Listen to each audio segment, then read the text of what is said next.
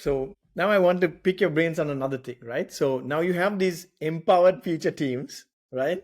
And you have this platform team. What quickly happens as your organization grows is these feature teams kind of do things their own way, right? There'll be front end engineers, back end engineers, whatnot. And you have feature team B that does something else. What mechanisms have you used to make sure that front end engineers from this are learning from front end engineers from team B? And similarly back end, like the same patterns, they're reusing, algorithms, whatever, things like that.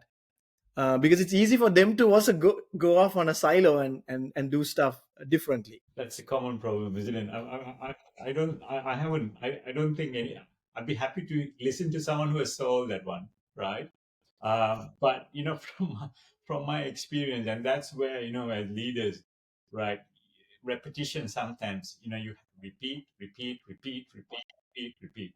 right? So my main thing when I have, work with engineers is that maintainability. That's our number one goal from a tech perspective, maintainability, right? Because we know whatever we build in needs to be changed, right? Needs to adapt, needs to, pivot, needs to do all kinds of things, right? And if we can't do that at speed, right, then, we're actually going backwards where the rest of the world is going forwards, right?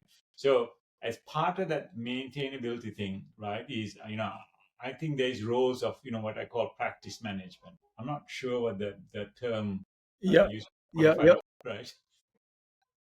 Yeah, so that's why I say it's like you got to have some, the back end, like you're kind of gurus in the back end Yeah. talking to each other, right? And say, hey, I spun this up, but I'm going this way, right? And maybe that is the right path, but they need to make what I call a conscious decision that I'm doing something different that's going to cause a heck of a lot of debt, right? Because all the other services are going this other way, right? So then what's our plan to address that debt? And is it something that needs to be addressed and all that thing, right? But don't do it blindly, right? Or be as transparent as possible, saying we are adapting something, and then share it and discuss, and and then agree on a way forward. So the reason I asked is because I mean every company goes through this, right? And as you have different orgs, it becomes even more split-brained kind of. One thing I've found is the Spotify model. Have you guys heard of that? Where they have squads, tribes, chapters.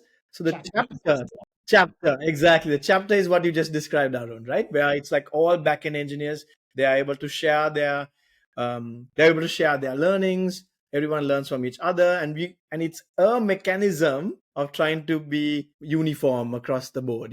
This is how we are going to solve these type of problems, I guess. Exactly. So I want to kind of bring like a different dimension to this conversation too, right? Like, so I think we are talking about a lot of these traits that may be very applicable for like a software product company, but may not be applicable for like a software services company, right? Because with a product, like your focus is, for lack of a better term, like it's more narrowed, like versus like a services, right? Like I'm not saying like it's the work is limited, but like the scope is more focused, right? Like the target rather. So I think there's like a maturity level that needs to be achieved on either side, and like we have to kind of pick and choose what works based on which model you're operating on, because there's like a lot of synergies or similarities or like the same practices that you could apply for both sides, but they are not necessarily one to one, Mm-hmm. right? Because one of the challenges, because I have been mostly on the software services side, like from an experience point of view versus like product development side, one of the biggest issues is that like if you're constantly revolving across like teams too, right? Because you might work on one team, like a long-term engagement on a software services side is more like a 1 year. 2 years is considered like a really long time, right? Like in a services side, on a services side. But like whereas like product development side, that's not necessarily the case. So how do you kind of leverage these practices when you hop from like one team to another? Like this is where I think like when it like why it's important the organization steps in to do like the right level of investments to make sure like these best practices are like kind of well defined, frameworks are well defined, even like components, reusable components, accelerators, whatever those components are, like well established. And these are not going to happen overnight either, right? They have to conform against like a roadmap, and you have to kind of build them in parallel sometimes. Like you're not going to achieve this like on day one, but you might achieve it like in like 3 months down the line. So I think like everything has to come together, both from like the organization point of view and from the engineer's point of view to kind of make this happening. Their bubble, right? Yeah.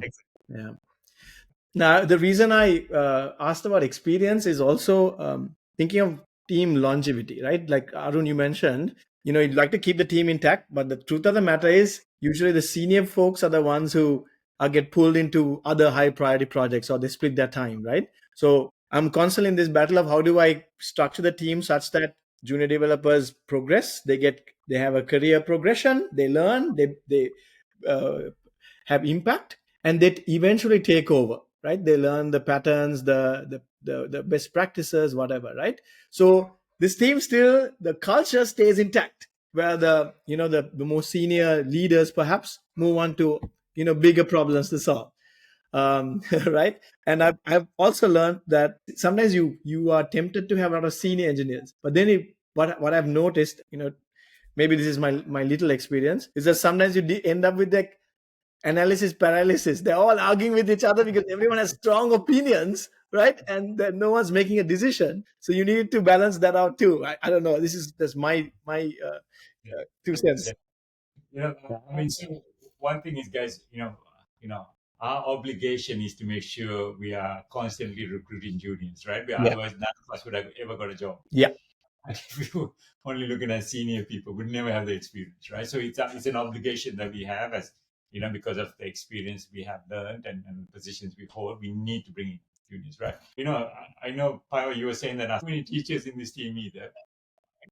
If when you're an organization and when you're growing, naturally there's going to be new opportunities, new challenges. And as an organization, you should in fact encourage internal mobility. End of the day, you want to retain good talent in the organization, even if you lose them for your team. People over a period of time might develop, new interest. They might want to do something different. I think it's okay for people to move around. I have seen personally people do a full circle and come back to the same team. And they come back with much more enriched experience, understanding how other organizations work. And it works out very well at the end. I love it.